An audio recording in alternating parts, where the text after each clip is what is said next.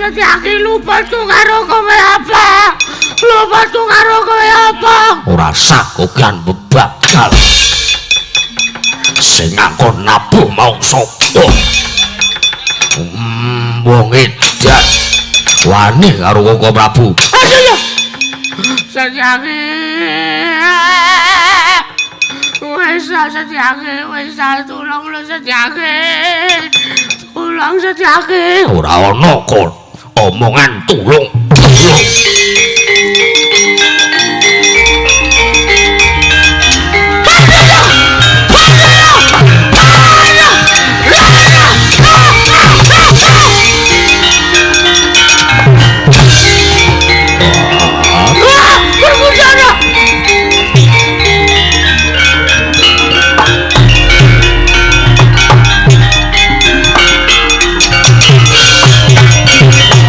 Pandita kinarya wangsit pindha kombang. Pindha kombang ngajabing tawang susu angin. Susu angin ngenting gone. Oh. Wah, Durna bapakku, Werkudara. Kau pahlawanku Werkudara. Kau datang di saat yang tepat Werkudara. Aduh. Werkudara, meh mati. Wah, lho ngopo? Setiake ngajar karo kowe. Ngajar karo aku. Werkudara, Setiake Werkudara. Uyan Werkudara. Wah, bungit.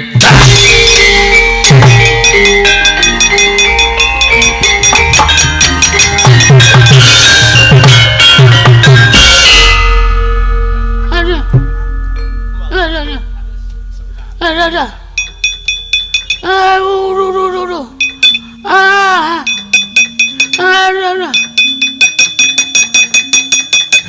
Durna bapakku kena ngopo? Goblok. Pinto. Bodoh kowe. Bodoh ngopo malah ngluputke karo aku? Kowe nguyar Setiake karo aku ta banteng. Wah, maaf. Maaf. Wow. Werkudara piye iki? Wah, lungguh kono Setiake ajare. Ajare Werkudara.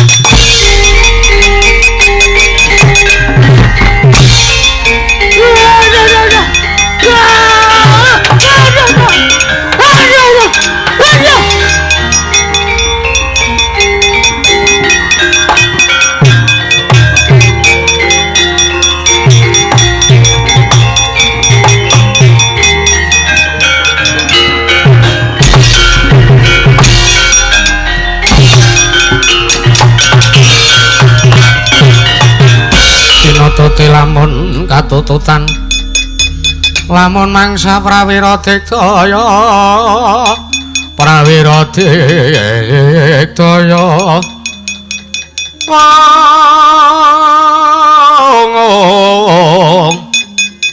Ronanggono magawe klarira wang wah bungke Kakang Mas Werkudara kenging punapa cengandika mbelani kalian Begawan Durna sing watake ora iso dicontoh, ora iso dianggep wong tuwa. Wah, kowe watekanmu sing kaya bocah.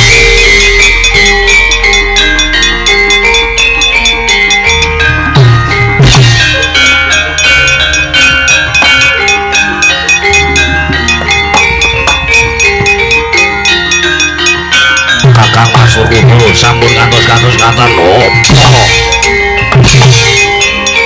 Kakang Mas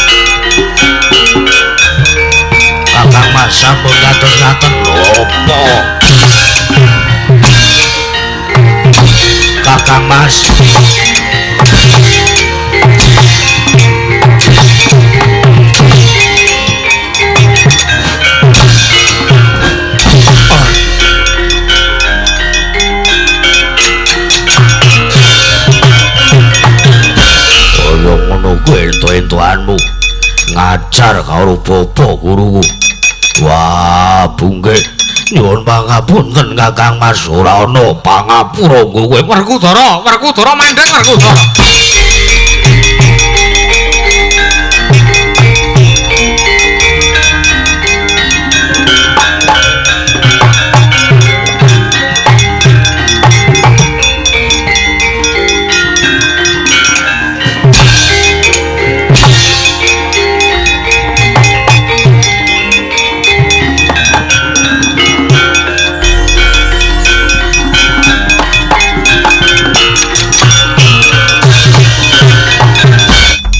Kresna kakangku ngendhake marang kamurkane Werkudara. Wah, eneng kowe aku rawani ngantem Setyaki. Monggo astane sampean mangantem ora wani. Wah, aja ya ngono. Monggo kula aturi mulasara kaliyan ngarahipun Setyaki. Wah, ora wani.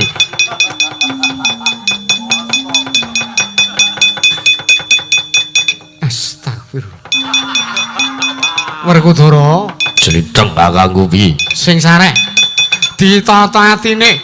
Wong yen arep nggayuh wahyu kamulyan mono, aja mung merga perkara cilik mbok gedhek-gedhekke malah wurung nggone Pandhawa duwe gegayuhan pengen nggayuh wujuding wahyu kamulyan, Dimas.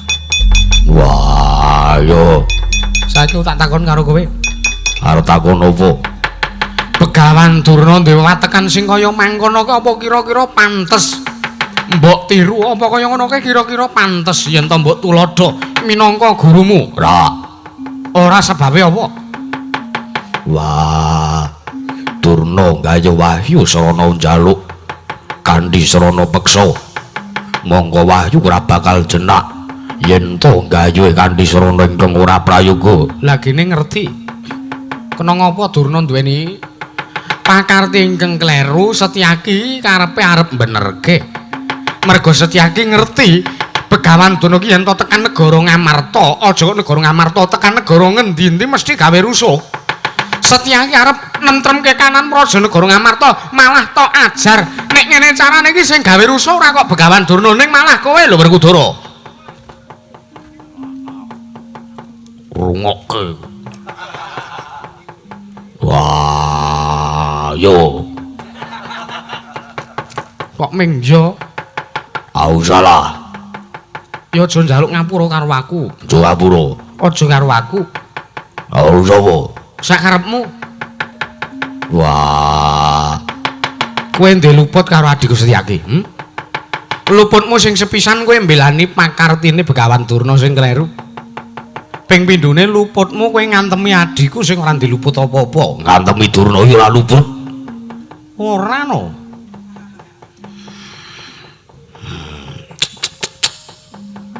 Ngopo kok kecelah barang? Wah, ya wis. Bangane wong dadi perkara. Bungge, wonten dawuh. Maju rene.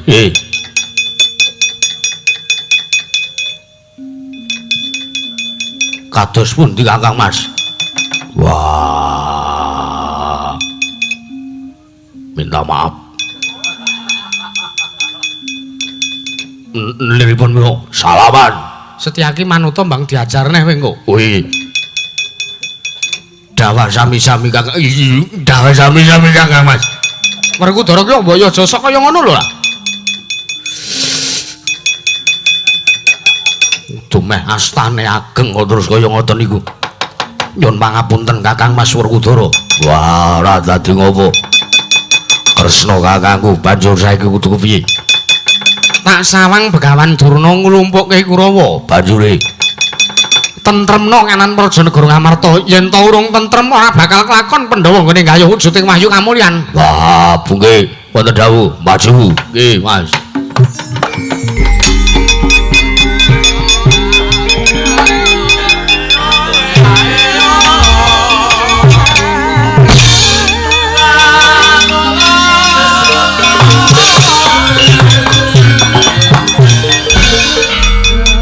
Werkudara bola-bali watekane kaya tugu. Kok ora bui. Nuwun sewu kok watekane kaya tugu niku lho ripun. Coba to. ora bakal mundur saka geguntur mendha saka pangrerempung rak watekane Werkudara. Ulanggi. Lah iya. Pareng patukan Jengkoko Prabu kados pundi? Begawan Durna nglumpukke Kurawa kae sawangen njaluk pengayoman ana ngersane anake Werkudara. Ya kuwi supayane aja ngasita antemi meneh, malah kae kaya ngono kae apa pantes dienggo patuladan? Apa kaya ngono kae pantes? Apa kaya ngono sak lampahing derajating Brahmana Syaki? Nggih pamit. Hati-hati.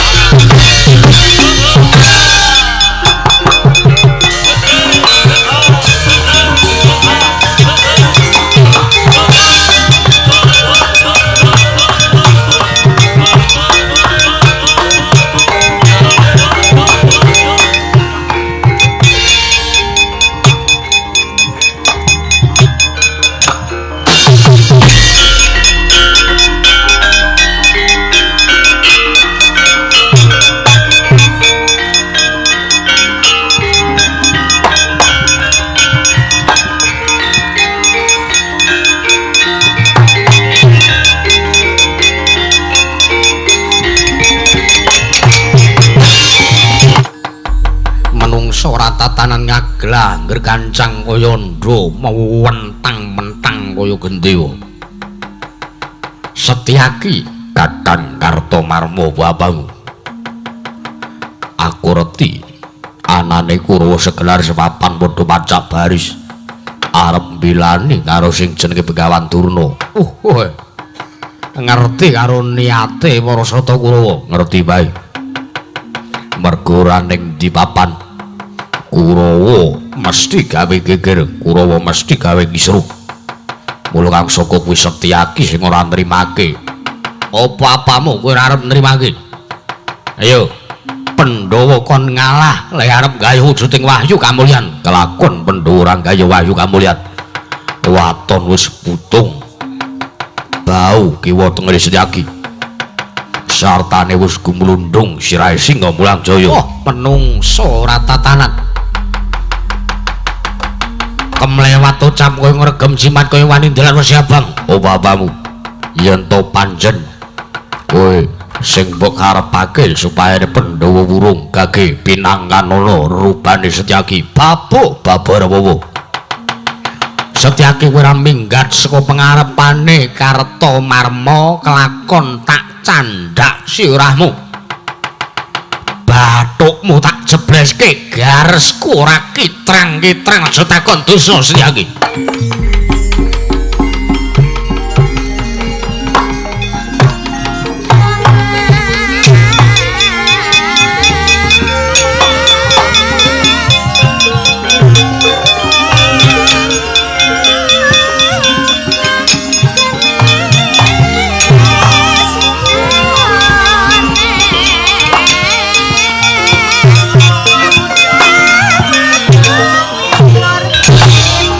Ah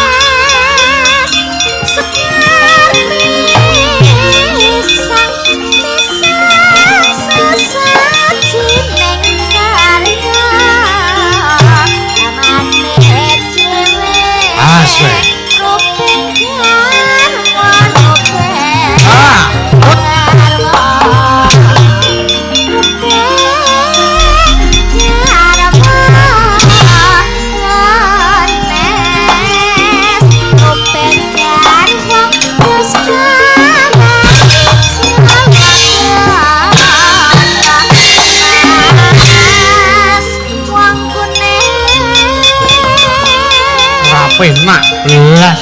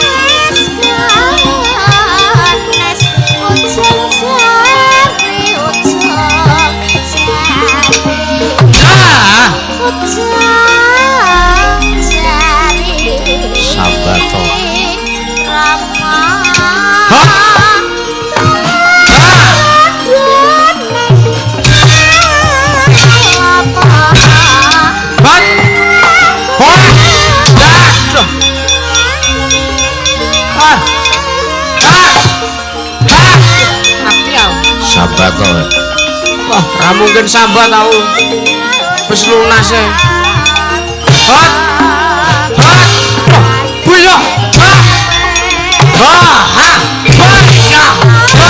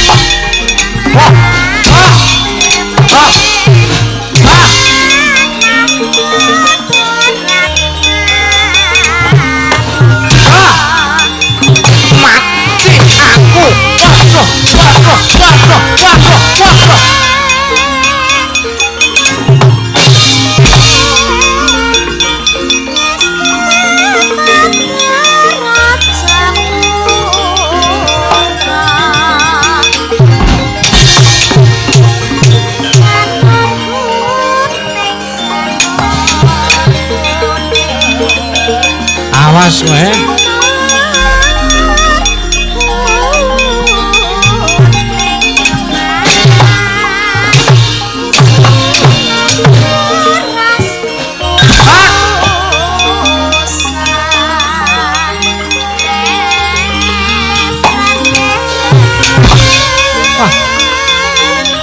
Mati.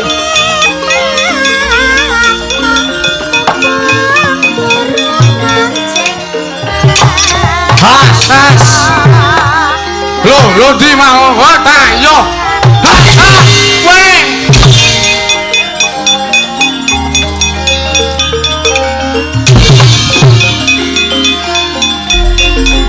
Pasem weh.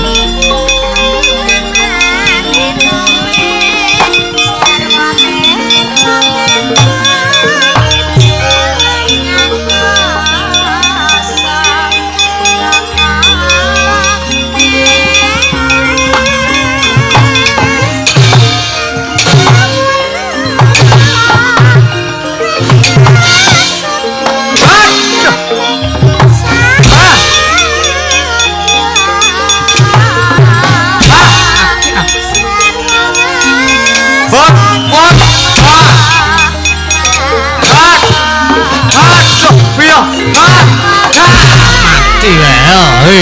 Gadamu tak colong.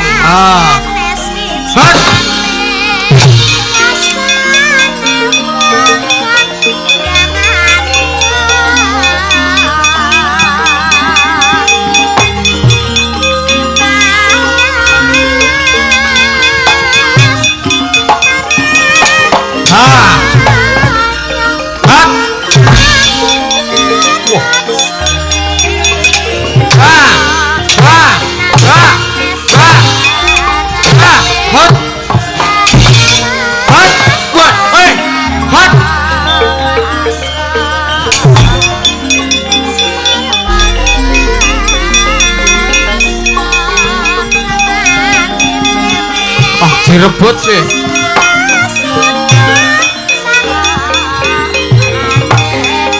Wah, piye iki? Ha. Hat. What?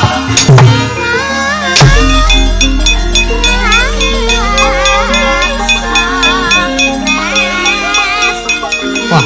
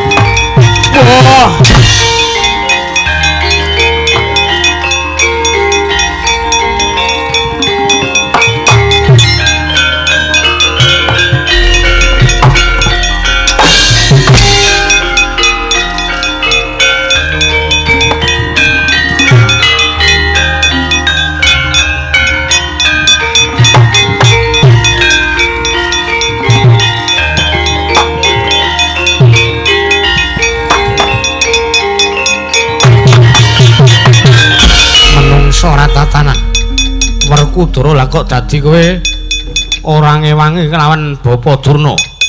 Wah, Tirta nata kakangku, wong sing nandhang kaluputan ora pantes diwangi, ora pantes dilabuhi. Lho, Ora kena kaya mangkono Werkudara. kena wae munggo Werkudara. Wah! Wah! Wah! Wah! Wah! Waduh! Wah! Ah! Wah! Waduh! Ha! Ha! Ha!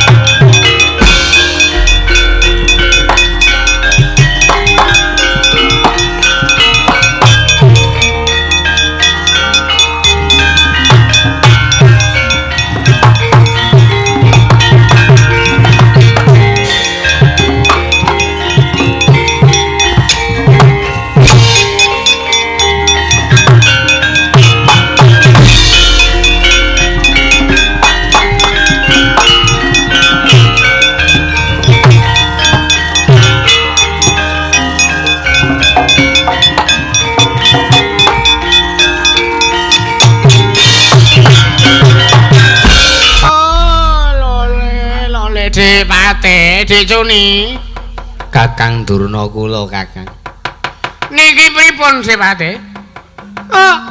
Lah kok dadi Sata Kurawa morat-marit mboten kanten-kantenan. Malah kula sawang nika. Waku dereng kang sekawetan dombengi. Kalian kula. Malah sajak merang kampo jingka. Sabiyanto kan pun Setyaki. Lotse. Sampan ki kok yo senengane kaya ngono. Niki pripun, Dek Pate? Nyuwun pigo pamrayogi anak Prabu Duryudana. Kados pundi anggenipun badhe ngrebat wujuding wahyu kamulyan saking pun para Pandhawa. Lole. Dek Pate. Pripun to Kakang Durna? Sampun mboten kirang-kirang anggenipun ngupadi syarat serana, Dek Pate. Dek Pate Arya Sengkuni. Kula, Kakang. Sampeyan kok koyoke wis owah gingsir. Kula bingung. Piye carane arep ngrebut? Inggih menika wujudipun wahyu kamulyan saking pun para Pandhawa, Dek Pate. Kula bingung, Dek Pate. Kula bingung mike nyetrum, Dek Pate. Lah nyimpang marga matur anak Prabu Duryudana kemawon. Matur anak Prabu Jakapitana. Mawas, Dek Pate.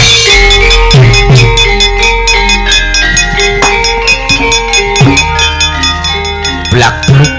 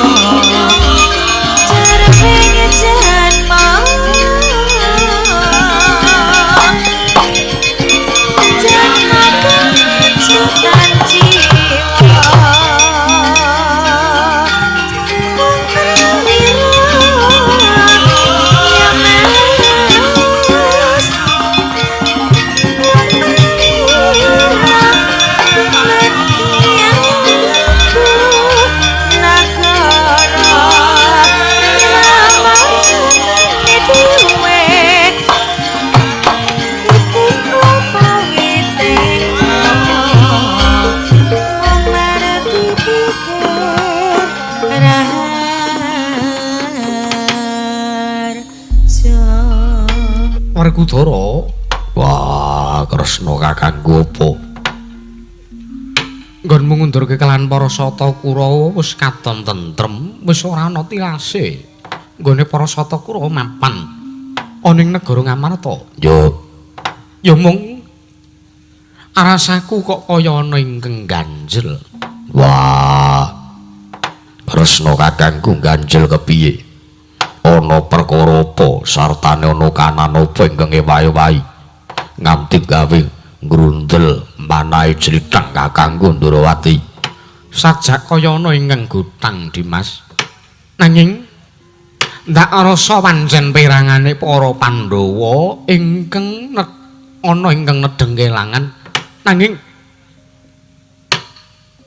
mbapa kang dadi sababe perangane Pandhawa kuwi mau ora gelem matur sartane ora gelem ngomong ana ngersanipun Kakang Werkudara. Mulat mara sang Arjuna semenira kang kamanungsan kasurpan tingkang mungsuh nirang padha kadang.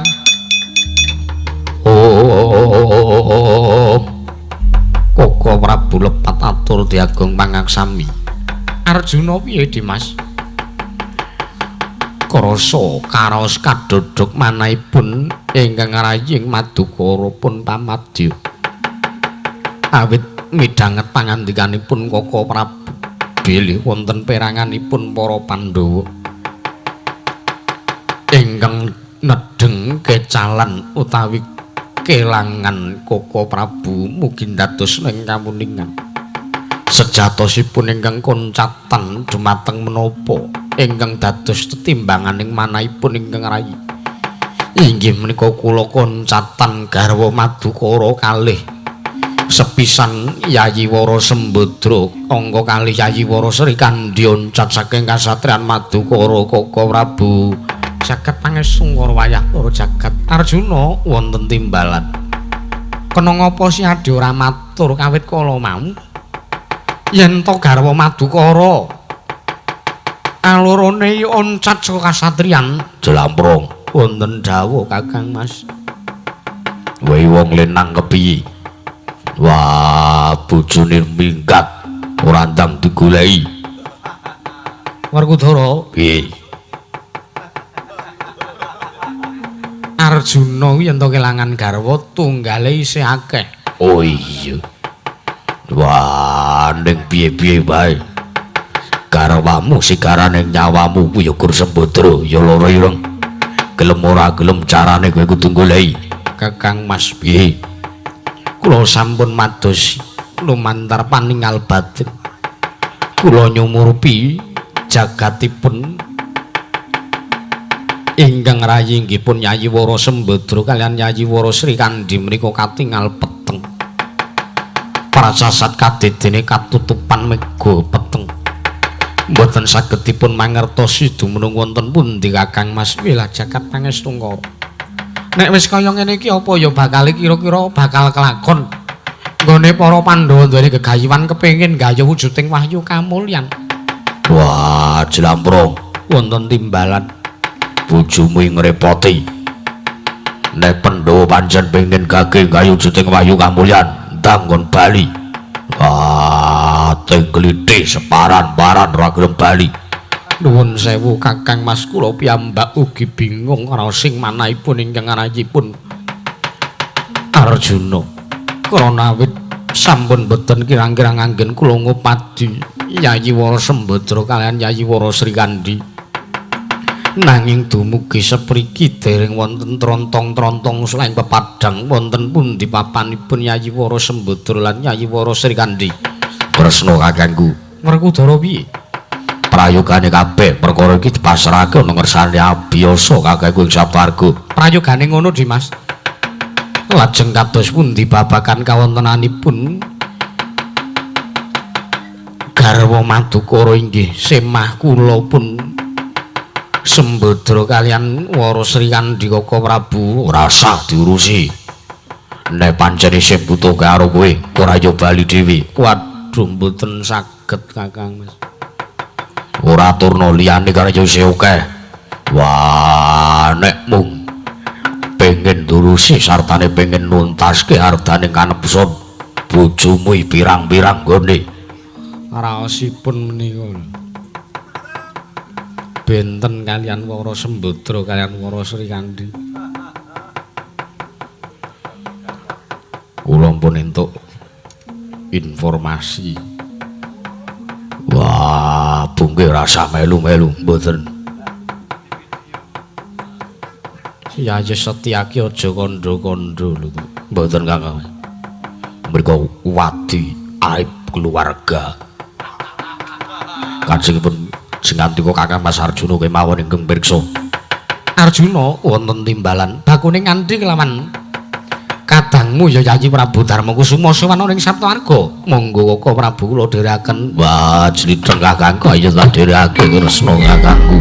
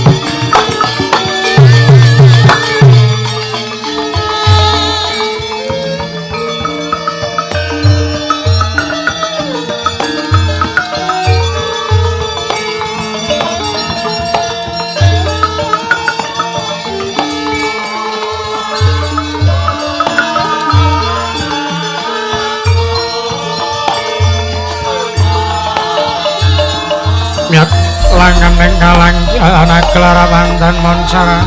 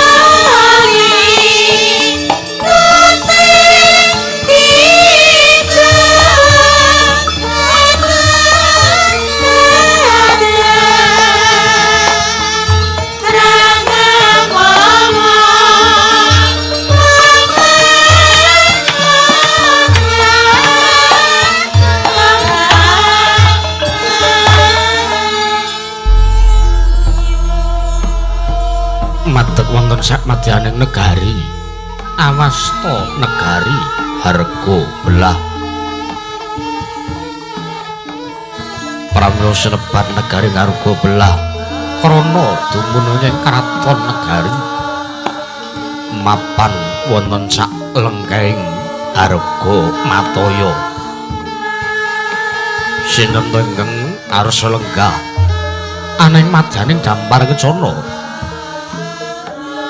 Nalindra gagah piteksa anenggih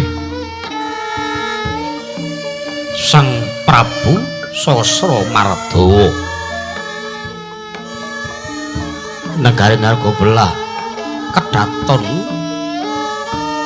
katon agung sumunar tejane katon pasuwaning Sang Jupara kawula tasih pepandir kang samya sembewa nalika semanten Sang Prabu Sasra Mardawa nimbali dumateng ingkang rayi nenggih Orangkanata negari ngarga belah nenggih Sang Ngertyana Patih Sasra Wikalpa bungun-bungun Sang Patih Sasra Wikalpa arsa nyadhong tetuka wonten ngarsaning Sang Prabu Sasra Mardawa nalika semanten dadosaken kumangguli wijining pandika Sang Prabu Sasra Mardawa ingkang dereng kababaring lisan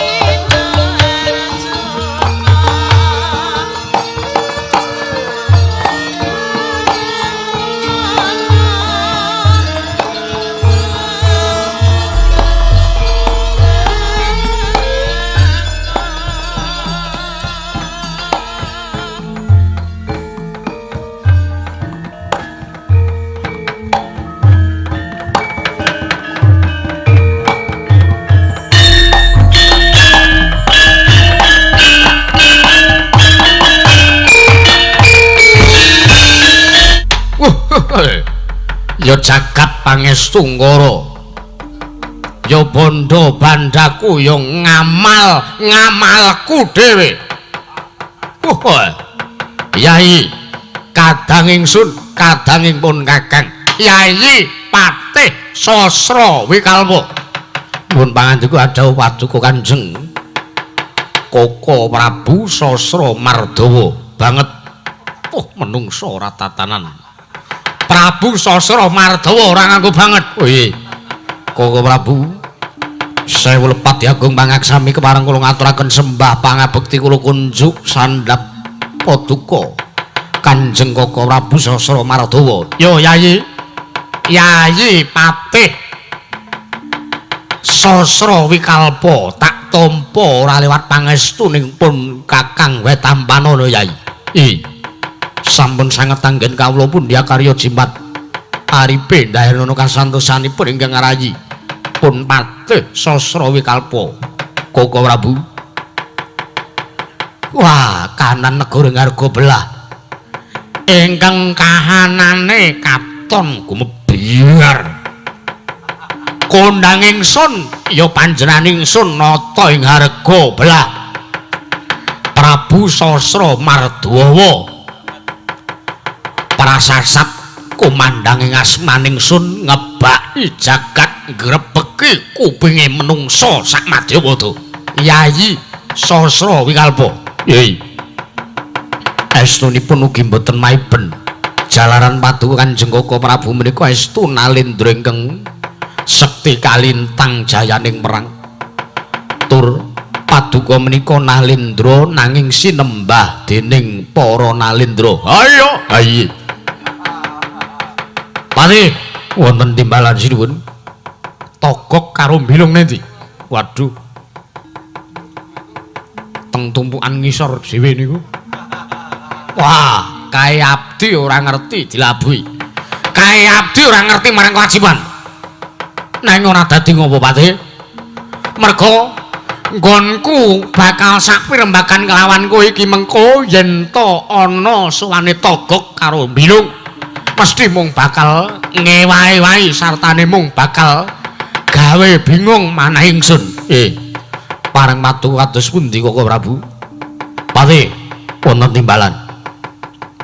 Aku ki ratu sugih. Aku ratu sing blegedu brewu sugih her bondo bandu prasasat seprapat jagat bondo ning jagat raya iki mung kagungane Prabu Sasra Mardawa. Aku ya nalendra sing sekti kalintang jayaning perang.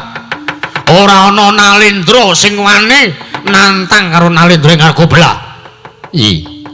Nanging Patih kuciwaning atine nalendra ing harga belah nggonku duweni kahanan praja negara ing harga belah sing kaya mangkene eloke, kaya mangkene jembare, kaya mangkene endahe. Aku kok durung duwe prameswari, Patih. Waduh. Lah, Koko Prabu nyuwun pangapunten. Estunipun perkawis menika sampun badhe kula rembak, sampun dangu anggen kula badhe munjatur wonten ngersanipun sinuwun Prabu Sasra Mardawa. Ayo. Nanging kula menika ajrih menawi kula nampi dukanipun Kanjeng Koko Prabu Sasra Mardawa. Ora tak dukani. Kowe arep matur apa? Kula menika namung reraosan bilih paduka menika sampun matauntan madeg nalindra wonten praja negari harga belah. Teka dereng mengku sawijining wanita minangka garwa prameswari wonten praja negari harga belah. Nuwun sewu sinuwun. Mbok bilih salah satunggaling selir paduka menika dipun angkat dados garwa prameswari. Piye? Salah satunggaling selir wonten praja negari harga belah menika dipun angkat dados garwa prameswari. Jan ngejane ora mungkin Patih, ora mungkin. Ya ora mungkin ratu sugih kaya ngene mengarep ngepek prameswari. Lho, prameswari saking selir gak mungkin. Mau lho, nanging wonten prameswari ingkang ayu pasuryanipun gak gak ana sing ayu gak ana. Lho, nanging lemu-lemu nggih lowong. Ana sing janggute kaya anjatan-jatan. Karepe arep kuru ben bengi mangan karo mangan wae gaweane. Lajeng ingkang dados tetimbangan manah paduka kados pundi? Sinten Koko Prabu? Pate wonten dawuh. Aku wis ngincer wanita, Pate. Lho. Ngincer wanita. Putri saking negari pundi? Menawi Putri Nalindra atmajanipun Prabu sinten? Menawi putri saking salah satunggiling brahmana lajeng endang sinten seselipun. Kak, kuwi. Lho, lajeng sinten? Putri Tunggul Pawenang. Lho. Putri Tunggul Pawenang. Iya, Teh. Sinten? Sinuwun. Ora ali kejaba ya mung Dewi Kusumayuda. Ya Dewi Kusuma Dilaka, ya Dewi Risang Gandha Wastratmaja Pati. Tansah marep pamaring sukma sinukmaya winaya ing asepi ing asepi sinimpen teleng ing kalbu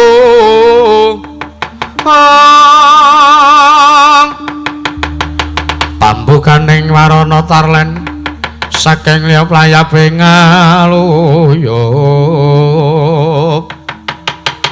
pindha pecating sumpena sumusuping rasa jati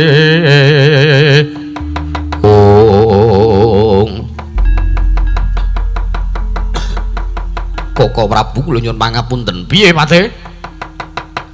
Menawi aturipun ingkang abdi nggih ingkang layeng kepatian kanggep lepat kula nyadong deduka. Piye arep muni apa? Sak mangertosipun ingkang layeng kepatian ingkang namipun Dewi Kusuma Yuda menika inggih pun Raden Werkudara. Ben. Lho, nuwun sewu. Raden Werkudara menika kakung. Ora idep, Pate. Jalaran ngene.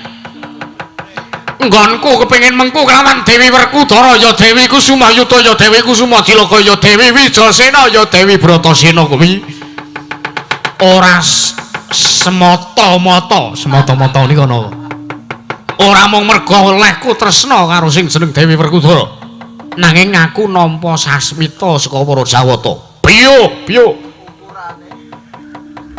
Pati wonten dawuh Koko Prabu. Dewi Werkudara kuwi jan. Ngeja menika kebangetan Pati. Lah aku seneng.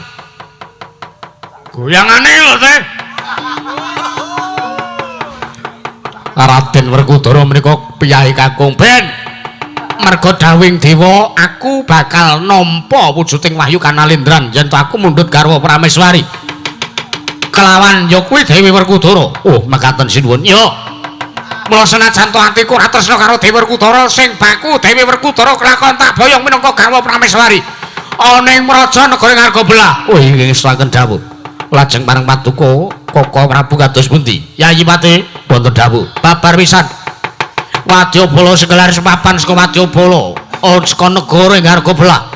Dikepiyake wektu dina iki tumuju ning negara Ngamarta ya ing kesatriyan Jodipati mboyong kelawan Dewi Werkudara Pati. Lajeng mangkatipun ingkang abdi menjang menapa mangkata dina iki ora ketang sambung obor colok lintang. Nuwun pamit sinuwun.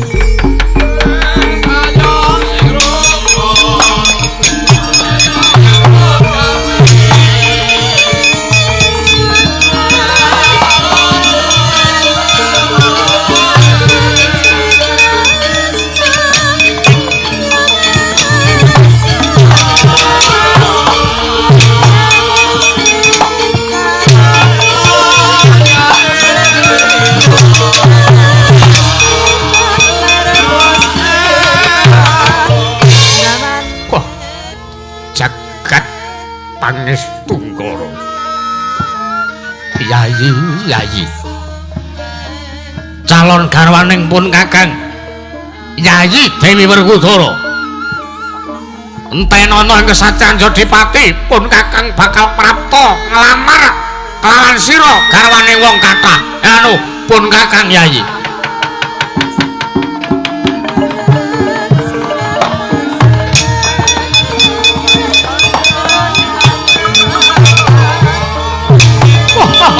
Hei!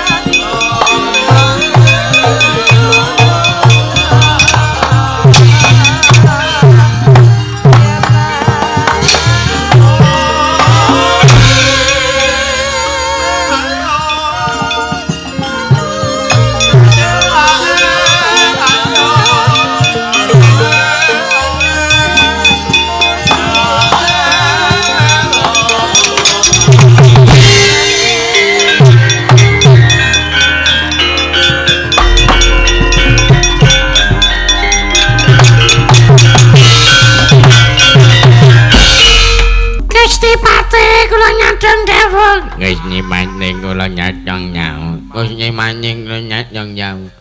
Gusti maning kula nyatong nyawa. Gusti maning ngabdi. Pun kula nyatong dawuh Gusti Patih. Jagat Pangastunggara. Bocah prajurit Kula wonten maring dawuh Gusti Patih. Padas Kempal wonten dawuh Jurang Juri Wonten dawuh. kula senes Padas Kempal ning kula Padas Empal. Wah, sagelem munggonmu arep gawe jeneng. Iya, nyadong dawuh Gusti Patih. Nyadong dawuh Gusti Patih. Aja kaget kowe kabeh padha tawi ning alun-alun negara ing Argabelah. Merga wektu dina iki Sinuwun Prabu Sasramartawa bakal mboyong swijining putri saka kesatriyaning Jodipati ya saka ing Tunggul Pawenang. Kula kang saka kuwi tak jaluk supayane kabeh wae wadyabala saka negara ing Argabelah aja no nganti ingkang cicir ngombyongi tindake Sinuwun Prabu Sasramartawa tumuju ing kesatriyan Jodipati. Bocah tumenggung kabeh. Arido mawur mangawur awur murahan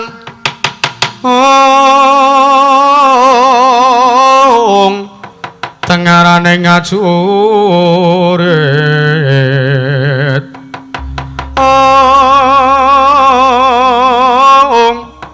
kong makuru kongso tatakatya putula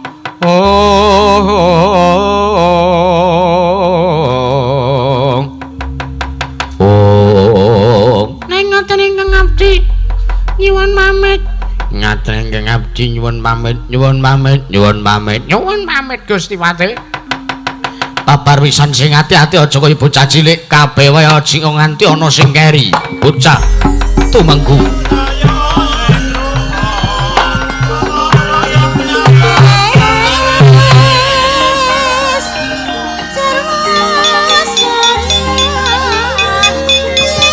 Songo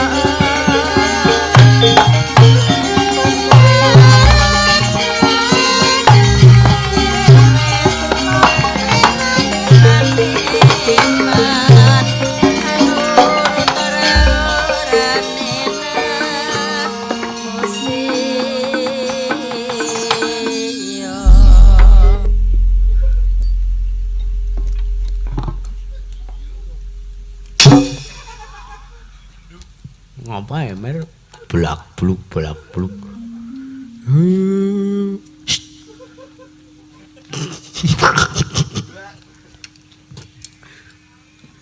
Ndara Sungkawa. Heeh. Ah iya. Meneng dukung. Oh.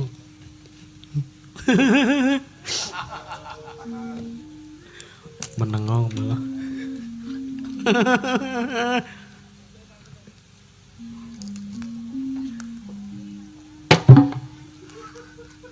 Kendangane ora ngono iso apa ora jane? Ya ora ngono, Mir. Ndara.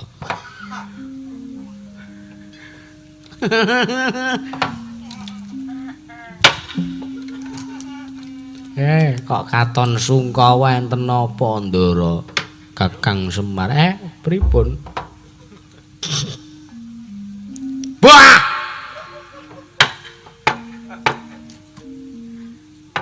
Enten apa, Ndara? Kakang Semar, kula wonten dawuh. Yektine nggonku.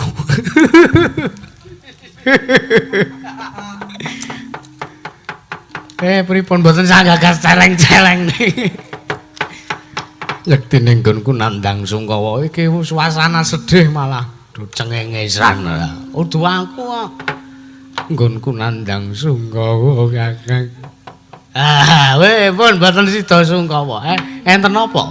Ayo tak kanthi munggah ning pertapan Saptaharga, Kakang. Mareka den prayitna.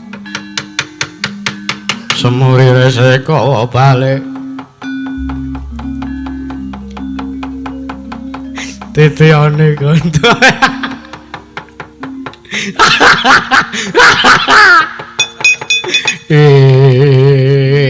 Astagfirullah. Kok malah ditinggal karepe kepiye to, Kakang? Marekot. Oh.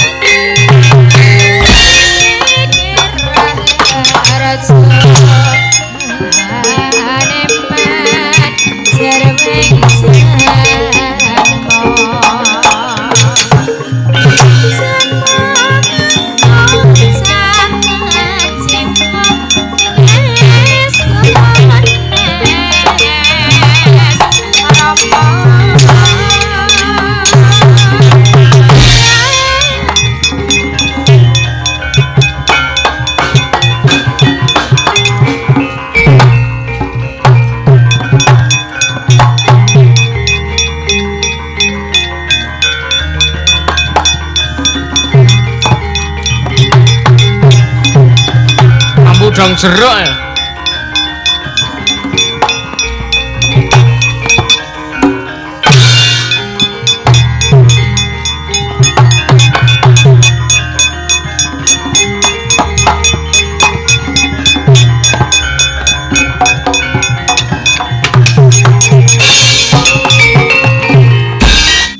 Mbok tulung kae dijiwit. Ben mandek lho cengengesan. Mbok Petruk wis tak omongi kok. Wes to antel pisan. Pripun Pak kok ngawe? Ora ado-adoh wae nggone ngetutke karo Ndara Janaka. Lha pripun? Merga sajak bakal ana perkara sing bakal ngrusak kanan negara Ngamarta Trole. Weh lah, nggo disusuk. Ayo alon-alon nututke Ndara Janaka Trole.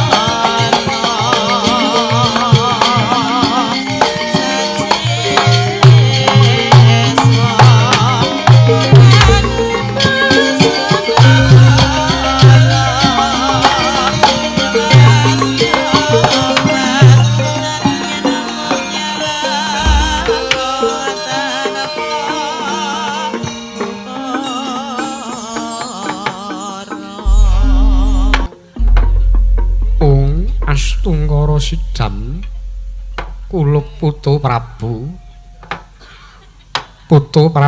Darma Kusuma ingkang sowan ing pertapan Saptawarga nggih Putu Prabu kulup padha kanthi raharja sapraptanira nggih kulup Puntadewa nunamit pasang Kalimantabi tinebina saking siku dendaning Ubathara Kanjeng Hyang parang paduka amiji dumateng wiswanipun ingkang wayah pun Darma Kusuma sawan kula wilujeng boten manggalangan setunggal punapa Kanjeng Hyang kepareng ingkang wayah pun Puntadewa ngaturaken sembah bekti kula kunjuk Kanjeng Hyang iya Puntadewa pun Hyang tampa ora lewat pangestunipun Hyang ing Saptawarga wae tampanana kawula nuwun inggih sampun sanget anggen kawula pundi akarya jimat paribe dayanana mring kasantosan gesangipun ingkang wayah pun Puntadewa lair terus ing batin Kanjeng Hyang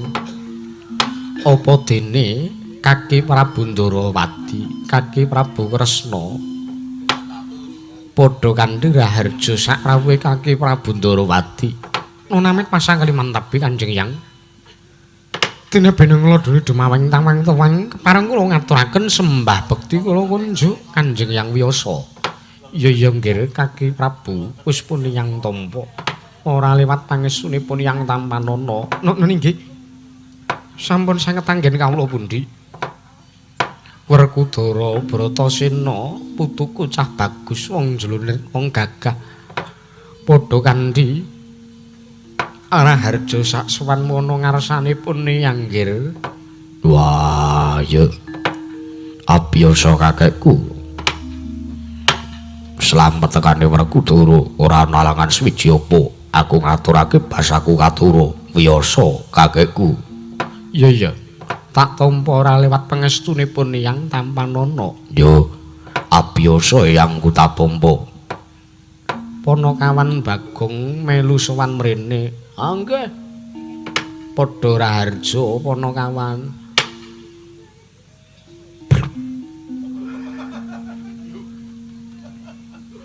wah duwer pripun Ndara aja gawe wong kumat wis lerem atau abul-abulne bluk nggih penembahan kula nderekaken para ndara-ndara kula ndara wiyaga ndara Pandhawa iya Panakawan Bagong iya Puntadewa wonten dawuh Kanjeng Hyang marata diage maju pun Hyang bakal njarwani keng saknyatane babagan kawruh ngilmu ya kuwi wahyu kamulyan ingkang wis den dawuhake dening para Jawata kapun Hyang ingkang dadi lantaran tumedhaking wahyu kamulyan mula kang saka kuwi ndak jaluk ya nggih Putu Prabu weningna rasamu pun Hyang bakal matur ora ketang sak klimah ngersane Putu Prabu Darma Kusuma lan kabeh wae ingkang padha rawuh ning pertapan Saptawarga nggih amadare Cakalodan pranyata sasmita gaib kumalare dadi jangka sapa wae kang ngrantuk antopi tutuk yati Marti kengke sagrahayu Yuwana tanes kala tan mingarke blating widi pegat-pegat nyegat lakuning kodrat inggih Kanjeng Hyang mboten langkung ingkang wayah pun dharma kusuma semedya nampi dawuh pangandika paduka Kanjeng Hyang abiyasa ing Saptawarga semanten ugi kula Kanjeng Hyang tartampa ingkang wayah punata Ndrawati badhe nganglungaken jangga nilingaken karna. Yo sempun uga aku abiyasa kakekku bakal maratelake sing dadi sabda pangandikane abiyasa kakekku. Abiyasa kakekku.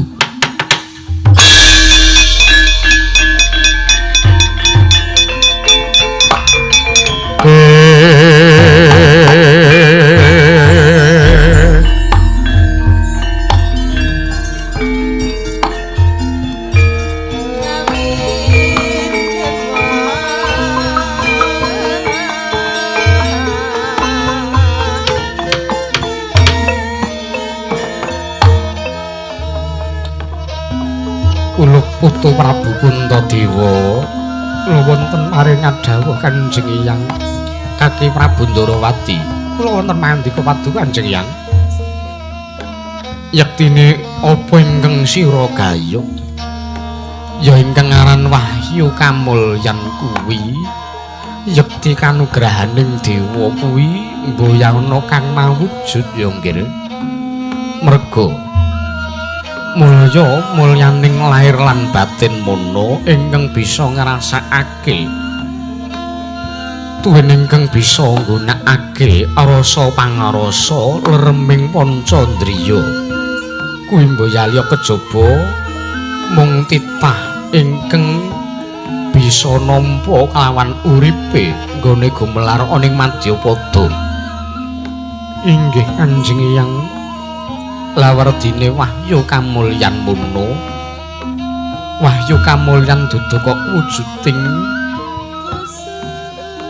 ya kuwi mawujud barang banyu lan sak manunggalane babar pisan boya nanging mangkene nggih ingkang sinebut mulya kuwi apa sira kula putu Prabu Puntadewa kudu bisa mangerteni sartane kudu bisa nampa lair lan batin kalan apa kang dadi werdining mulya ingkang sejati merga mangkene ingkang aran mulya mono kapérang dadi rong perkara ingkang aran mulya menika kapérang dados kalih perkawis Kanjeng Hyang iya ingkang sepisan ya kuwi mulyaning lair mulyaning lair kuwi ateges ingkang wektu dina iki sira kula putu Prabu wis nyandang sartane kabeh wis duweni ya kuwi ingkang aran derajat pangkat bondo donya miwah panguwasa sartane kinurmatan dening sangyaning para kawula dasih ana ing praja negara Indraprasta kuwi ingkang sinebut mulyaning lair mula sok-sok kala mangsane ujaring kaki-kaki ana ingkang nyebutake kanugrahan lair kala mangsane sok mawujud ya ki mawujud pulung ning antarane ana pulung dagang pulung ratu lan sapanunggalane kuwi ingkang sinebut kanugrahan lair inggih Kanjeng Hyang yen wis kadunungan kanugrahan lair titah ingkang kedunungan bakal ngrasakake mulyaning lair nanging mangkene ya nggih ingkang angka 2 ingkang sinebut mulyaning batin mulyanipun batin Kanjeng Hyang iya wong ingkang kedunungan mulyaning lair durung mesti kedunungan mulyaning batin nanging wong ingkang kedunungan mulyaning batin tartemtu bakal ngrasakake ingkang jeneng mulyaning lair merga ngibarate kabeh dalan rejekine menungsa ingkang kedunungan mulyaning batin mbuh kuwi wong ingkang ora duweni derajat pangkat Nanging yen to golek senenge ngati sartane golek pangupa jiwa kanggo urip mesti bakal digampangake. Merga batine wis mulya, wis ngrasake ayem, tentrem sartane ngrasake jenjem sak lebeting atine. Ingkang aran mulyaning batin ya kuwi tansah nengenake marang tumindak ingkang becik sartane nyingkiri kelawan tumindak kengala.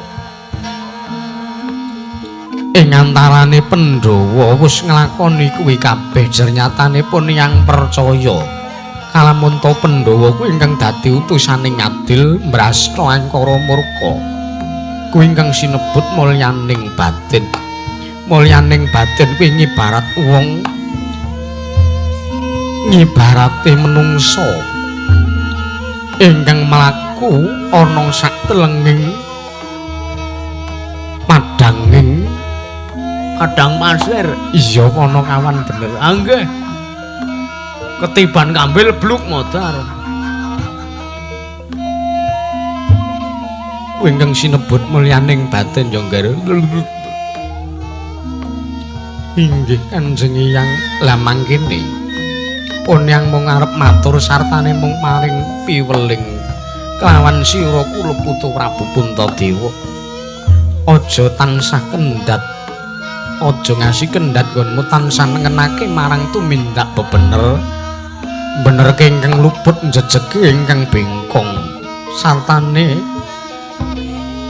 ngandani kelawan perkara ingkang ora sak mestine. Teges kudu bisa tansah mbrasta angkara murka, aja tansah kendhat nggonmu paring boga marang wong kang kaluwen. Aja kendhat nggonmu tansah paring sandangan lan wong kawudan, sartane aja kendhat nggonmu tansah ngeyubi marang wong kang kodanan. Jejegna adiling para marta minangka Nalendra ning negara Ngamarta. Sartane kaki Prabu Ndarawati uga aja tansah kendhat nggonmu tansah mayungi sak laku jantrane putu-putuku para Pandhawa. Kandhanana sartane elingna lamun to nedheng lali mewah dukanana yen to pancen Pandhawa nandang luput.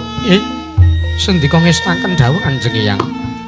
Yektine mangkene nggih yen to sira kula putu Prabu Puntadewa wis bisa nglakoni kabeh ingkang wis pun ngaturake, mulyaning lair sira bakal ngrasakake mulyaning batin putu Prabu Puntadewa uga bakal ngregem ing kono ingkang sinebut kamulyaning lair lan batin ya ing kono Pandhawa bakal ngrasakake mulya merga wis kadunungan wujuding wahyu kamulyan nggih.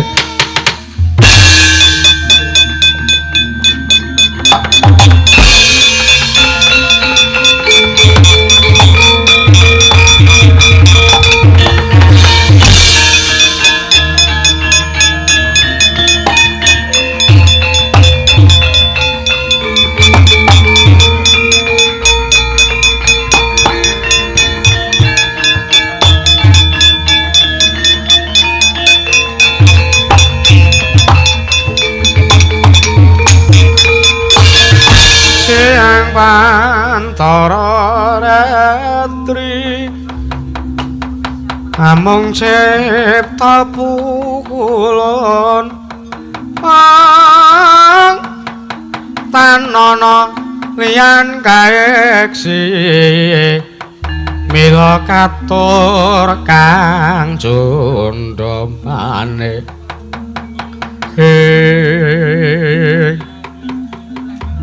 ngaturaken agunging panuwun ingkang tanpa pepindhan Kanjeng Hyang tuka sumeplong raosing manahipun ingkang wayah pun Puntadewa wis mangkene bakune kabeh wis padha mangerteni apa kang dadi werdine urip kang mulya ya mulya ning lair ya mulyaning batin nanging mangkene ya nggih wong mono yen to duweni gegayuhan mesti bakal akeh pacobane putu Prabu gonjang gansing langit kelap-kelap katon ler genjang alis risang maweh kandrung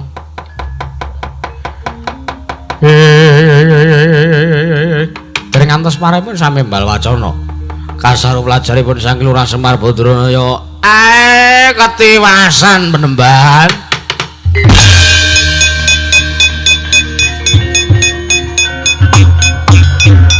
Siapa?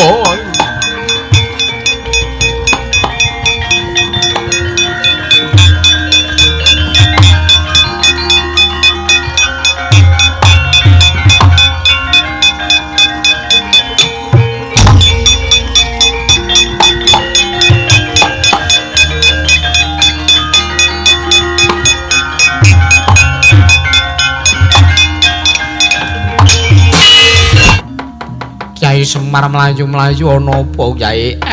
Ketiwasan. Wonten Alendra ngakune saking negari ing Argabelah.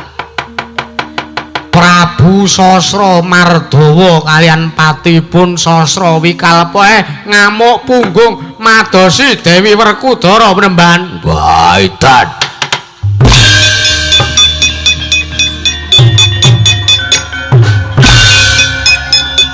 Kula riyen Gendara. Yo.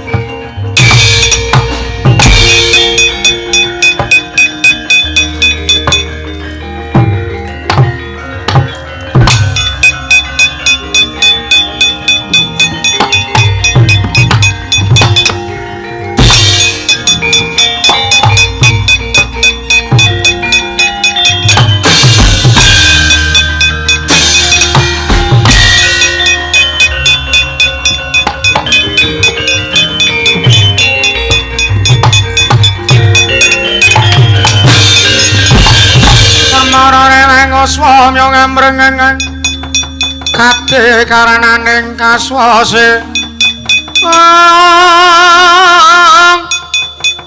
yaning marga Hamalatgung tumiring Sang Gandha Wastratmaja leng-leng lalu ngolati Surya mangrang sang wayah kekalangan Malaya aku ngubungi negara Ngamarta ngubungi kesatrian Jodipati lah kok jebul tinemune Dewi Werkudara ora mapan ning kesatrian bluk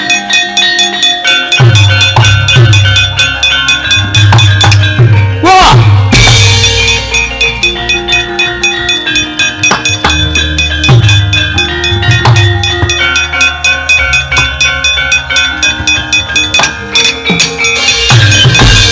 yata laruta saking gudha Sang Kurukula yanamoto Sang Sri ing sapa satria Gagah Pideksa Wah.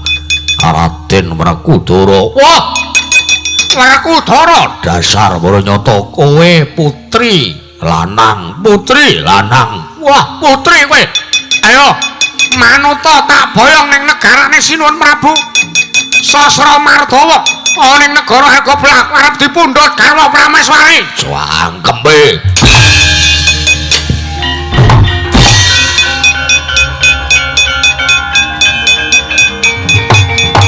wah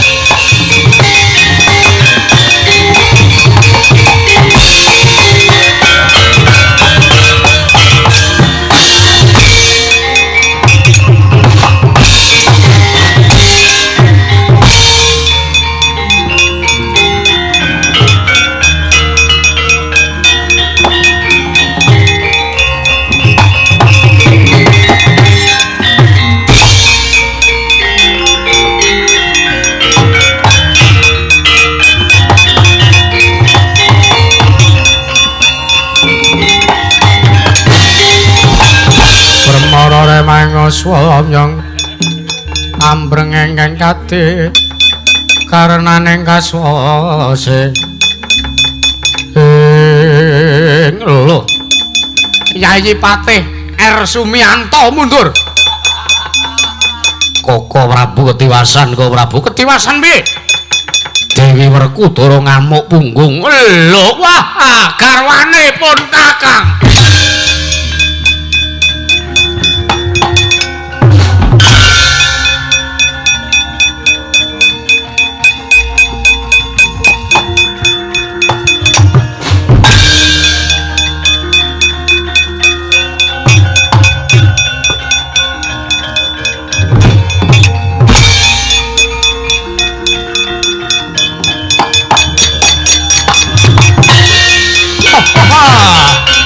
Yayi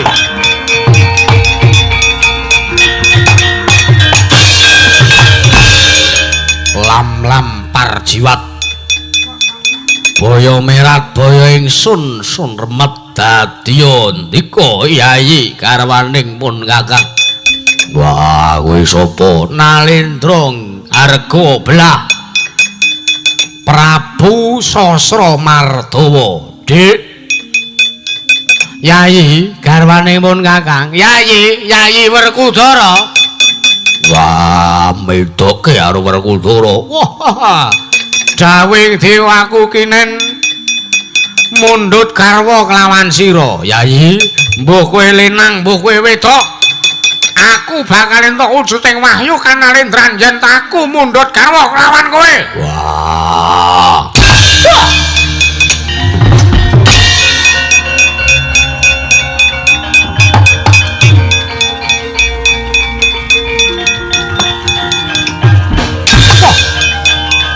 Ajut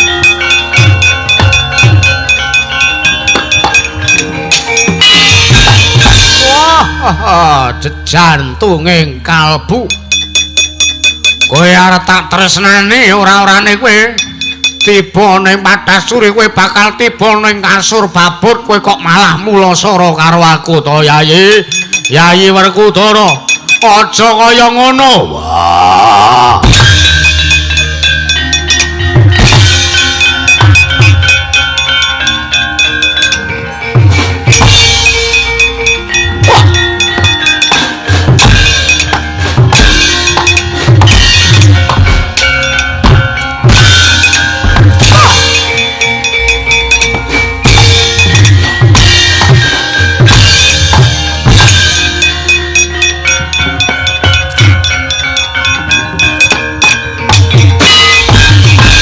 sinandak Sang Prabu Sasra Mardawa dening Sang Raden Arya Werkudara. Wah nalika semanten Badar Sakala nggih Sang Dewi Wara Sembadra.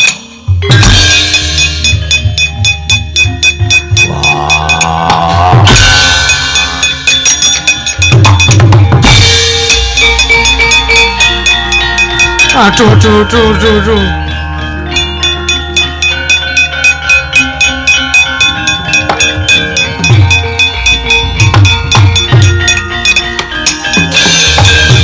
Wanodaya tama ngambar arum sang kusuma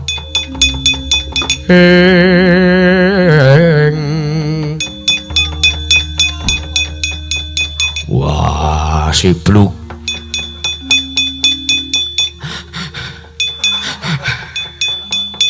ana wong wedok diantem sak kemenge. Wah, maaf. Iya. Kakang kok ya ora ngerti karo aku, kok ya ora prayitna. Wah. Retiku ratu mau medoke karo Werkudara. Ora. Endi bapakne kula? Jamrong. Wah. Katili. Kalidi kok ya. Wonten mangat aduh garwaning pun Kakang. Apa ta kuwi? Sano rene. Ayo Raden Mentili. Ndara piye? Padosi sapa? Kirangane kok Sumini napa sinten kok? Sapa Bagong? Kang Garwa. Kang garwa sapa? Ndara Sembadra. Edan.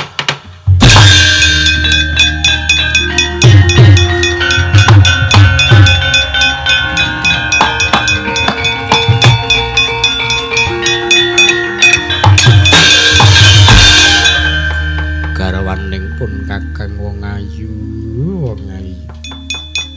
Tak golek miteri jagat kok ora ketemu malah ning kene. Iya bapakne kula.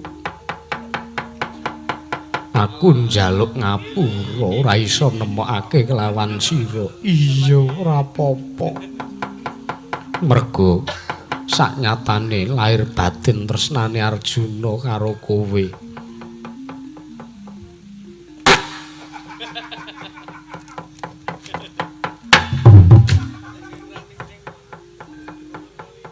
Kakang Mas ki kok iya kaya ngono. Ning ndi Sri Kandi? Mbuh. Wila kok iya kaya ngono. Lah edan.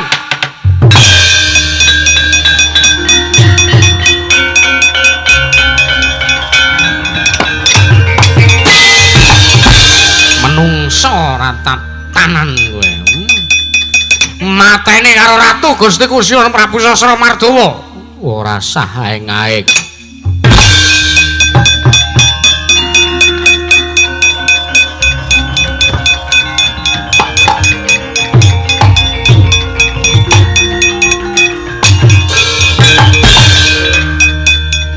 Tobat. Pangeran kok ya. Kula niki kok ya mboten dipadosi. Kula kalian Kakang Mbara Sembadra menika ical saking kesatrian Madukara kok ya mboten dipadosi. Sing ngakon kelayapan barang ki ya sapa? Ora ana perkara apa-apa kok. Ayo kuwi mbuh. Kowe kok dadi mbelani yo. Tobat kok ya. Kaya ngono ning ngarepe garwane sing siji ngono lho. Ya wis ayu. Dadah. Tobat. Kalih kula gagah. Gilane tobat ana kamar edan.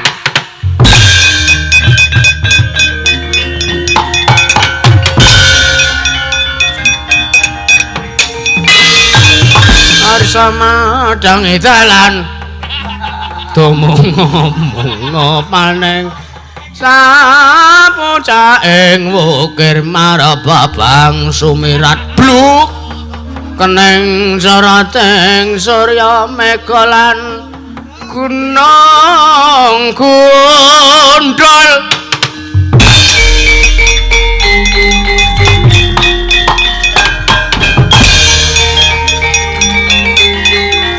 Kurawan dorong Yo.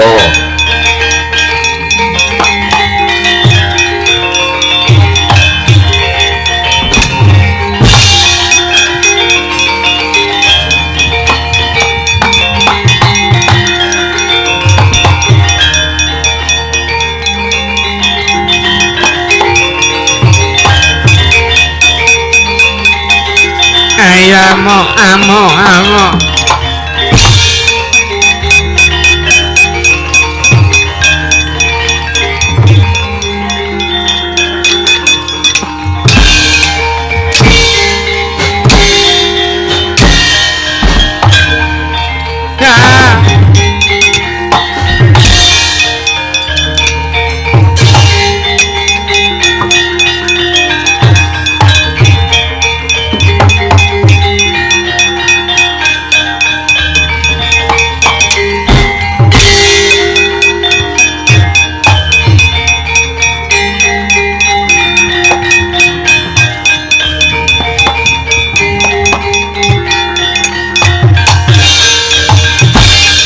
Kudoro Duryudana kakangku wahyu kamulyan tak jaluk wah ra iso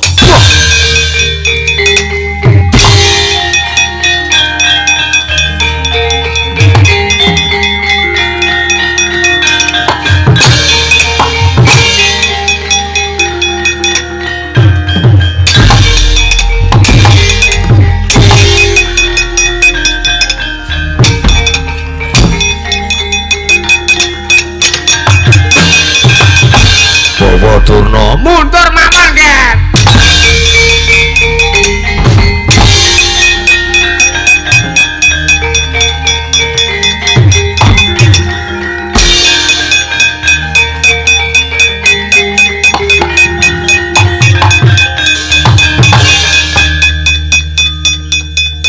Mangka hanggro sesumbar mawalindo bumi gonceng kumalothok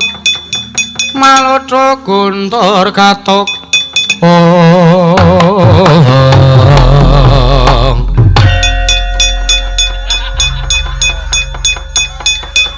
wah saya akeh sing ora trima seblake mbarat kok kene mbuh tibamu.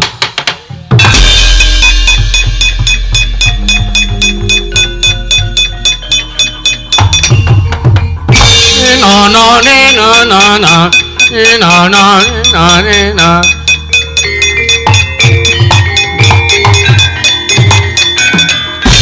no no ne no no no ne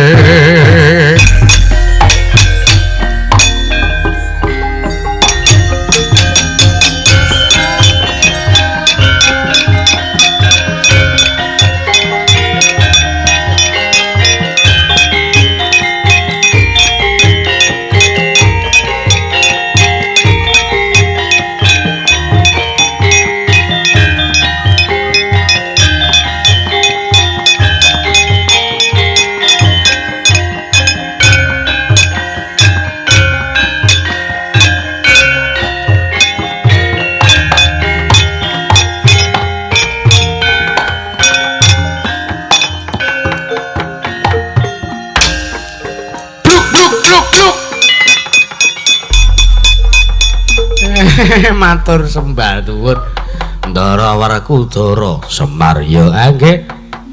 Pun kaleksanan gegayane para Pandhawa anggenipun badhe nggayuh wujuding wahyu kamulyan dipun ngaturke panuwun. Sepira gedene lupute Werkudara njaluk pangapura. Kula sing nyuwun pangapunten. Pungkasane ngatur sekalian kula sak anak-anak kula nyuwun pamit. Mugi sapengker kula sak rombongan wangsul saking mriki dumugi Karang Kadempel, dumugi griyanipun piyambak-piyambak mangke rahayu wilujeng nering sambikala. Ya Semar nggih. Semanten ugi warga ing Laladan Triwidadi matur nuwun sanget. Sedaya lepat kula nyuwun pangapunten sedaya kirangipun kathah keladu ngatur nyuwun lumebering se samudra pangaksami. ndedonga kula kagem marga ing mriki. Rahayu rahayu rahayu sagung dumadi. Tinebena saking Rubeda Durga Mendhak Kala Sirnandara. Yo Semar doa terbaik untuk warga Triwidadi. Wis ta Mas, le bluk-bluk Mas. Kok nek kotak tertawamu rusak lho. Kaya sepombok. Matur sembah nuwun pungkasane ngatur sura Sudira Jayane Kang Ratsu Brastola tekaping Darmastuti. Cekap semanten atur kula nyuwun pangapunten Ndara.